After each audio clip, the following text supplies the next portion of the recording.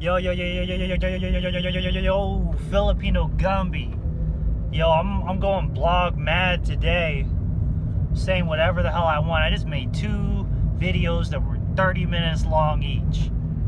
One of them was talking about Satan and God going off the deep end. The other one was kind of going deep, but it was more personal, relating to music and where I see the future of music and my own personal plans of what I'm going to be doing with music. But yo, I don't even know what I'm talking about, what I'm saying in these video blogs. Today's just one of those days. You know, I have my Facebook deleted.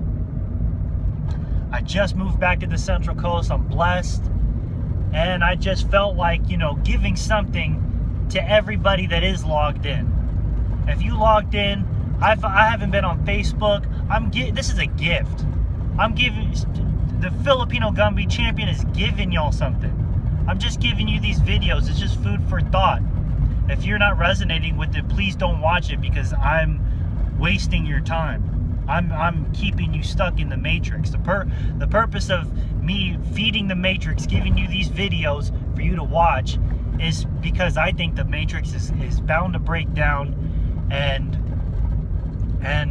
hopefully these videos serve as a virus to be food for thought, so that you go the hell outside and you do something with your life, because nothing's doom and gloom.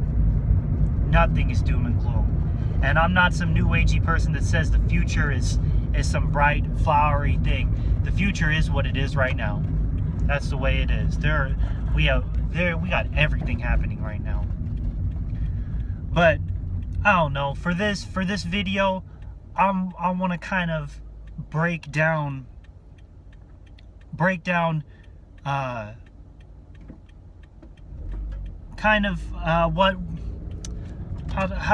know what the hell I want to talk about. I just have to formulate it, and that's why these videos are like 30 minutes long. It's all about we've gone through different states of revolution, all right? And revolution is very controlled, and revolution is very necessary for the structure of government in our society. Our government was formed off of revolution. Revolutions they form the government when it's like the phoenix rising from the ashes. Government will always like have its empire reign, and then it has revolution, and it works off of that. And I want to talk about something that I know in my heart of hearts is the real revolution. It's the real revolution. Because there are no boundaries. There are no boundaries. Everybody is an open, free soul. And when we come to Earth, we have so many boundaries that we form into. We fit in so many different boxes when we come to this Earth. And our purpose is to break down all those barriers, break down all those boxes. And the real revolution is boundless, because lady opening up her door, I gotta slow down. Yo, the real revolution is do it yourself. I remember first hearing that acronym when I was fitting into my own box as an indie kid, playing in an indie band, and seeing, you know, DIY characters, seeing people with the cut-off jeans, with the nappy hair, with the wearing usually all black, wearing like a black bandana. You know, these were like your DIY poster kids, because they did everything themselves. They would dumpster dive. They had their own, they'd set up their own shows. It was all about punk rock, do it yourself. They'd make their own zines. And that was like the poster child when I first started hearing about DIY, do it yourself. But as I've gotten older, and now I'm pushing 30, I made it past the 27 club. I didn't get killed. If I was famous, I probably would have been killed for the type of mind I have. but I made it past. Woohoo! I survived the 27 club. Yeah. No. The older I've gotten, the more I know in my heart of hearts that the actual revolution, not the violent shit that's supposed to form the new government, some new world order, not that. I'm talking about do it yourself. The older I get, the more I see that this is what it is. Do it yourself. Because it's boundless. It applies to anything. Anything. Food, music, government, money. Because let's start with money. The more you look into money and start to contemplate what is money, first off, you realize that the money that we use today, and that is the standard for all over the world, and is the stronghold for the rich elite, that money that everybody's using, that everything is operating off of, it's the time. It's the Julius Caesar time. That money is dead. When it's made, it's dead. Once it's born, it's already dead. It's born dead. Because it costs money, more money to make it when it's made. It's not just you make $1. No, you spend more money to make that dollar. It's how are you supposed to explain that to a kid when they ask what money is? It's weird. All right. Well, then it's like the innocent child mind goes straight to the source. Well, why don't you make your own money?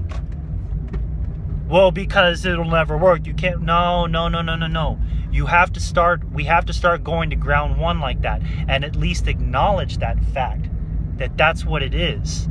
The money that we're using is just made. That's the first DIY thing to start being aware of, is that we could start making our own money. Just to have that cosmic seed there, just to have that birth. Because we don't know where to, or I'll speak for myself. Personally, I don't know where to start with that concept to make your own money. But that I'm not going to hold the money that the whole world uses up on a pedestal, because that's all it is. Somebody made it. So, do it yourself. All right?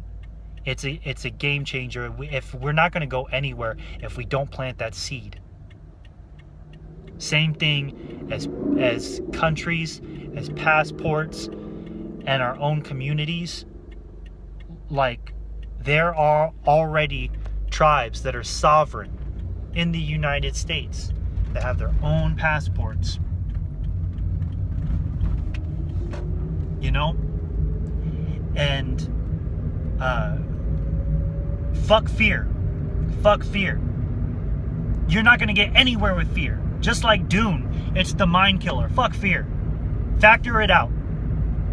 Just do what you know is logical. Because what is actually logical is right. What actually makes sense. Because what I'm saying is that when people start thinking of DIY and making your own passports, making your own money, making your own birth certificates, being your own doctors, being your own teachers, not sending your kids to the public schools, doing everything for yourself. Well, then people don't steer that way, because they feel like they're a smaller fish, and they're gonna get eaten up. And you know what? You can talk all these bells and whistles and all this yada yada bing, but at the end of the day, what the basis of your thought processes is fear, and it's not right, and it's not going to bring you anywhere. And for the sake of your children and your children's children and your children's children's children's children's children's children's children,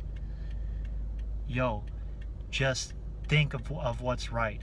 It's a DIY. Damn. God damn. I got a kid on the way. My wife and I, our plan is to homeschool. to the best of our ability so that we know the limit. We're going to teach the kid everything we know, because there's got to be a limit to where it's like, well, taught you everything we know. Now we need to start outsourcing or to learn more, or we'll learn with you. But parents don't think like that. Parents don't think DIY. It's way easier. It's either they're thinking it's easier to just send them to school, or they're afraid of being different. Which the problem with school is that it's one side. You have to accept that. Unless you're going to specific schools, your local school, your Common Core school, your school that'll have your kids take the state test, your school that's publicly funded, it's going to be one-sided. You're not sending your kid to some multi-dimensional school. It's going to be one-sided. I'm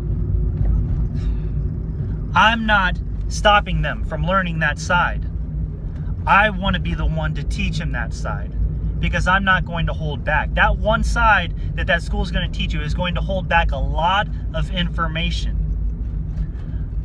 If I'm a new person to this earth, I want all the information I can get. I want to give the kid all the information I can give them. I want to teach them both sides. All sides. As many sides as I can. That school is going to teach you one side. History is going to teach you one side.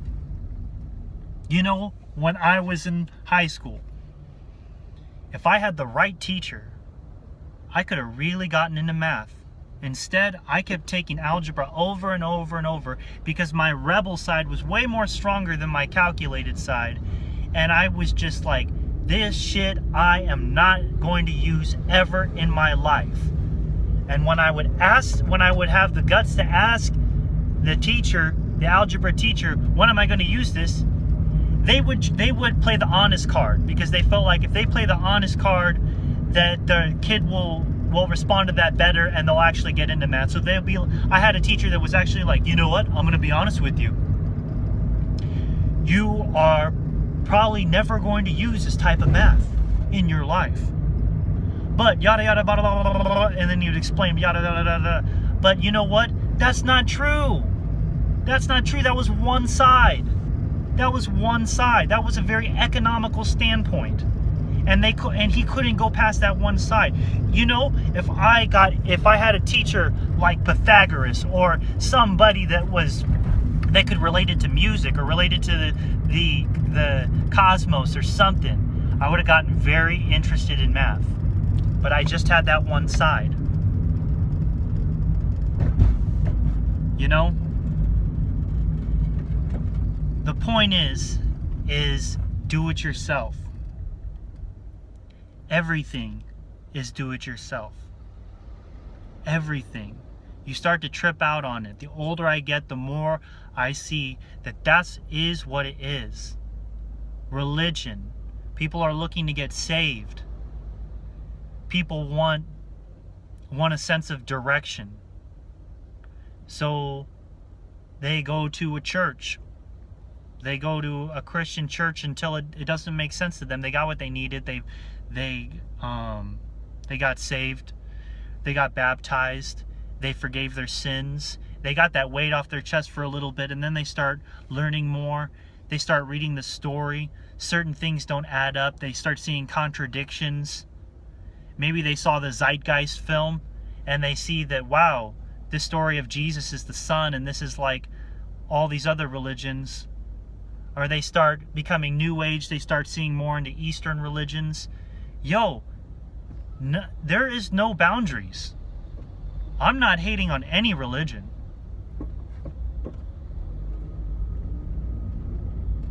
And you know what? Fuck Satanism, but I ain't even hating on Satanism. Fuck Satanism, though, but I ain't even hating on it.